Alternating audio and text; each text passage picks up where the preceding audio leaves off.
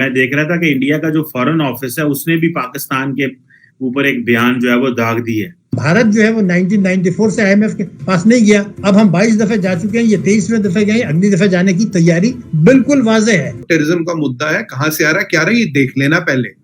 کہاں سے آ رہا ہے, کون لا رہا ہے, کیسے آ رہا ہے, یہ دیکھ لینا پہلے, اس کے حساب سے بات کریں. دیکھو ہوائی باتیں کرنے کا فائدہ نہیں ہے. اب نہیں تو کب نہیں کر سکیں گے. یہ یوکرین کا مسئلہ بھی ہے, پاکستان کی معیشت بھی تباہ ہے, سیلاب بھی آ گیا ہے, دنیا میں بھی کچھ ہمدردانہ رویہ ہے. تو اس وقت اصلاحات کر لیں, خدا کے لیے کر لیں, ورنہ جوہری طاقت اور پاکستان کے جو اسٹریٹجک لوکیشن سے فائدے ہیں. اچھا ڈاکٹر صاحب, سننے میں آ رہا ہے کہ دوست ممالک جو ہے وہ کچھ ہاتھ آگے نہیں بڑھا رہے, جس کی وجہ سے ڈالر جو ہے وہ پھر فری فال پہ آ گیا ہے. چائنا کیا ہے کیا نہیں آپ کو بھی پتا, مجھے بھی پتا ہے. آپ کی مدد تو کی نہیں انہوں نے, اتنے بڑی سیلاب آیا پاکستان میں, چائنا تو غائب ہو گیا. چائنا تو مطلب وہ بن گیا مسٹر انڈیا. آپ نے سب سے پہلے گھبرانا نہیں ہے, باحثیت قوم ہم اس کا مقابلہ کریں گے. پاکستان جو ہے وہ ناکامی کا شکار ہوا ہے ماضی میں, کہ جس کی بنیاد پر اب لوگ ٹرسٹ کرنے پر تیار نہیں ہیں. یہ خارجہ پالیسی کی کسی حد تک ناکامی ہے, یا ابھی بھی آپ یہ سمجھتے ہیں کہ لوگ صرف اس وجہ سے پاکستان کو قرض نہیں دینا چاہتے کہ وہ گھبراتے ہیں کہ کہیں ڈیفالٹ نہ کر جائے؟ ریشیا کو کرنا ہے ٹریڈ اور کہہ رہا ہے میرے یا چھیتر میں تم آؤ مت. اس کا ماننا یہ میں ملٹری سپر پاور, انڈیا کہتا میں اکنامک سپر پاور, پاکستان کی اپنی جگہ ٹھیک ہے, کوئی دقت نہیں. اب یہاں جو چائنا ہے یہ جس فورم میں جاتا ہے یہ گرگٹ کی طرح رنگ بدلتا ہے. جس فورم میں جاتا ہے وہاں کا رنگ پکڑنے کی کوشش کرتا ہے. اب فورم والوں کو دیکھنا ہے کہ گرگٹ کی تو فطرت ہے رنگ بدلنے کی, تو اس کے رنگ بازی میں نہ پھنسے. دیکھیں آپ جن کنٹریز کے جو پروفائل دیکھیں جو ہمیں کر دے رہے ہیں, ان کے لیے ہمارا ڈیفالٹ کرنا میرا خیال ہے میننگ لیس ہے.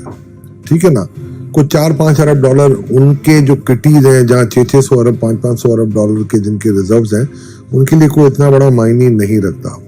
آپ کی بات بالکل وجہ ہے کہ ہم ہر فرنٹ پہ اپنے دوستوں کے ساتھ کبھی بھی صحیح معنوں میں اس وقت آپ وفا نہیں کر سکے.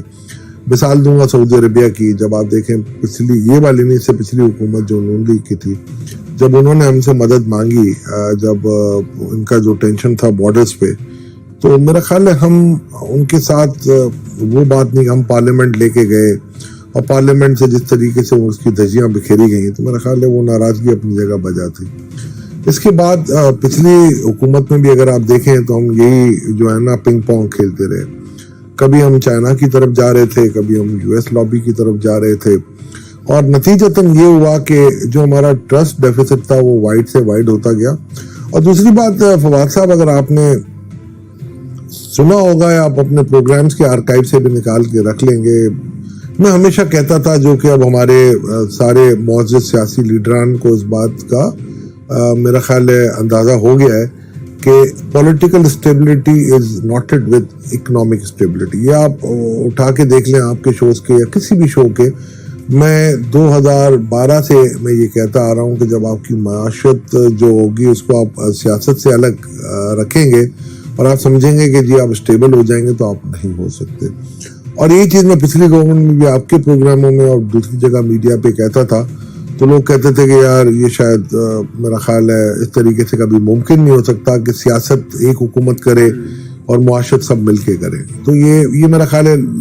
اصل میں تولا صاحب اس میں نا ایک پرابلم یہ آتا ہے کہ ہمارے ہاں سیاست کی بنیاد بھی معیشت ہی ہوتی ہے, مہنگائی ہوتی ہے, بے روزگاری ہوتی ہے, اس پہ آپ کریں, پیسے نہ ہونے کی وجہ سے جو ہے وہ اس پہ آپ کریں. میں نہیں منع کر رہا آپ کو نہ کریں, مگر یہ معیشت کے جو معاملات ہیں جیسے پرائیویٹائزیشن ہے یا آپ کے جو NFC ایوارڈز ہیں, کہ جس طریقے سے ہم NFC ایوارڈ دے رہے ہیں 60%, میں نہیں سمجھتا کہ یہ آپ کے لیے لانگ ٹرم وائبل ہوگا کہ آپ 60% آف دا فیڈرل کٹی آپ دے سکیں. دوسرا یہ ہے کہ اگر آپ فرض کریں کسی قسم کا کوئی ٹیکس امپوز کرنا چاہ رہے ہیں, جیسے میں آپ کو بتا دیتا ہوں ایگریکلچرل ٹیکس کو اگر آپ صحیح سے امپوز کرنا چاہیں گے آپ نہیں کر پائیں گے, کیونکہ ایک حکومت جو حکومت میں ہوگی وہ فیور کر رہی ہوگی, تو اپوزیشن والے ہوں گے وہ اس کی مخالفت کریں گے, اور آپ ٹریڈرز پہ آپ ٹیکس لگانے جائیں گے وہ مخالفت کریں گے. تو میں وہی آپ کو ہمیشہ کہتا ہوں اور کہتا رہوں گا کہ جب 43% آپ کا ٹیکس نہیں دے گا, 2000 ارب اگر آپ مجھے دے دیں آج, تو میرا بجٹ ڈیفیسٹ بہت کم ہو کے رہ جاتا ہے. تو 2000 ارب کا آپ ٹیکس تو ویسے مجھے یہاں پر نظر آ رہا ہے کہ آپ لگا نہیں پا رہے. بشمول اگر میں دیکھ لوں, اگر جس طریقے سے ٹیکس ایکسپینڈیچر یا جتنے بھی ہم کنسیشن یا ایگزمپشن دے رہے ہیں, میں نہیں سمجھتا کہ اس طریقے سے آپ کی اکانومی سروائیو کر سکتی ہے. جس طریقے سے ہمارے معاملات چل رہے ہیں فواد, یہ میں نہیں سمجھتا کہ آگے اگر آپ ڈسپلن نہیں ہوں گے یا یک زبان آپ مہنگائی پہ کریں. ہاں آپ یہ کہیں گے جی گورنمنٹ کو فیول ایڈجسٹمنٹ چارجز کی مد میں اس طریقے سے نہیں بڑھانا چاہیے. آپ یہ ضرور کہیں کہ جی انٹرنیشنل مارکیٹ میں اگر یہ ہے تو ٹیکس جو ہے آپ ایک فارمولا ایوالو کر لیں. آپ کے پاس بڑا میدان ہوتا ہے, خارجہ پالیسی میں بہت بڑا میدان ہے آپ کے پاس, آپ وہاں سیاست کریں. آپ کے اور صوبائی امور ہوتے ہیں, معیشت میں اگر آپ انفلیشن کو کنٹرول نہیں کر پاتے تو آپ کے پاس صوبوں کے لیے بھی ہے پرائز میکینزم یا پرائز کنٹرول کمیٹی جو ہوتے ہیں. اچھا تولا صاحب, ایک چیز اور فرمائیے گا کہ آپ کو محسوس ہوتا ہے کہ وزیر خزانہ کے پیچھے ان کی اپنی ہی پارٹی موجود نہیں ہے؟ مریم نواز صاحبہ ایسے ٹویٹ کرتی ہیں کہ جیسے وہ کسی اور پارٹی سے متعلق ہوں, اور مفتاح اسماعیل صاحب کوئی اور آدمی ہو جنہوں نے جو ہے وہ کوئی بہت بڑا کارنامہ انجام دے دیا. تو اس ساری کشمکش کے اندر آپ کو لگتا ہے کہ کوئی آدمی ڈیلیور کر پائے گا؟ یہ تو مفتاح صاحب کے ساتھ زیادتی یہ اس کو چلے ایک سیاسی بات ہو جائے گی, لیکن آپ کو لگتا ہے کہ اس تمام فیصلوں کے پیچھے اس کی اپنی پارٹی موجود ہوتی ہے اس کے دفاع کے لیے, اس کو آگے لے کے چلنے کے لیے, ایگزیکیوٹ کرنے کے لیے؟ بات دیکھیں, سب سے پہلی بات یہ ہے کہ جب ہم ان پارلیمنٹیرین سے بات کرتے ہیں نا جو آپ کی کنسٹیٹیوئنسی کی سیاست کرتے ہیں, تو وہ یہ کہتے ہیں جب ہم اپنی کنسٹیٹیوئنسی میں جاتے ہیں تو لوگ ہمیں یہ کہتے ہیں آپ کا مقابلہ عمران خان سے نہیں ہے, آپ کا مقابلہ مہنگائی سے اور مفتاح اسماعیل سے. تو وہ دیکھیں نا, آپ عوام کو تو نہیں روک سکتے نا. مجھے پتا ہے, آپ کو پتا ہے IMF کے ڈیفالٹ کے کیا کنسیکوینسز ہوں گے, بس جب عوام کی حد تک بات آتی ہے تو وہ یہ کہتا ہے بھائی میں کل لینے گیا تھا اپنا ٹماٹر تو 200 روپے کلو تھے, آج میں آیا ہوں تو بولتے ہیں 250 روپے. تو میں پوچھتا ہوں اس سے ریڑھی والے سے, وہ کہتا ہے بھائی جان مجھے پیچھے سے مہنگا آ رہا ہے یہ سپلائی. ان سے پوچھتے ہیں تو وہ کہتے ہیں یار پیٹرول کی قیمت بڑھ گئی, ہم کیا کریں, مزدور ہم سے زیادہ مزدوری لے رہا ہے.